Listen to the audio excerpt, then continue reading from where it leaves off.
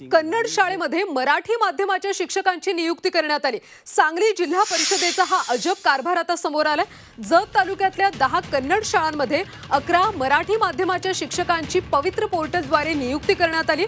सांगली जिल्हा परिषदेचा पवित्र पोर्टलमध्ये भोंगळ कारभार झाल्याचा काँग्रेस आमदार विक्रम सावंत यांनी आरोप केला। कन्नड शाळेतल्या मराठी माध्यम शिक्षकांच्या नियुक्ती रद्द करण्याची मागणी आता जत तालुक्याचे आमदार विक्रम सावंत यांनी निवेदनाद्वारे केलेली आहे। कन्नड शाळेतल्या कन्नड विद्यार्थ्यांना मराठी शिक्षक कसे शिकवणार असा सवाल देखील त्यांनी उपस्थित केला। सविस्तर माहिती घेऊयात आमचे प्रतिनिधी सरफराज शेख यांच्याकडून।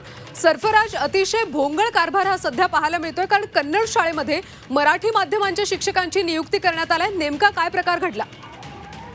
नक्कीच हा सांगली जिल्हा परिषदेचा एक भोंगळ कारभार जो आहे तो समोर आलेला आहे। जत तालुक्यामध्ये विशेषतः या ठिकाणी जवळपास 132 कन्नड शाळा आहेत आणि या ठिकाणी काही कन्नड शाळांमध्ये शासनाच्या वतीने शिक्षक भरण्याची जी आहे ती पवित्र पोर्टलच्या माध्यमातून प्रक्रिया राबवण्यात आली आहे। मात्र या कन्नड शाळांमध्ये जवळपास 10 ते 11 कन्नड शाळांमध्ये 11 शिक्षकांची जी आहे ती नियुक्ती करण्यात आलेली आहे आणि हे सर्व शिक्षक जे आहेत ते मराठी माध्यमातील शिक्षक असल्याचं जे आहे ते काँग्रेस आमदार विक्रम सावंत यांनी आरोप केलेला आहे। याबाबतचे मागणीचं निवेदन देखील त्यांनी जिल्हा परिषदेला केलेलं आहे की ही भरती केलेली आहे ती रद्द करण्यात यावी।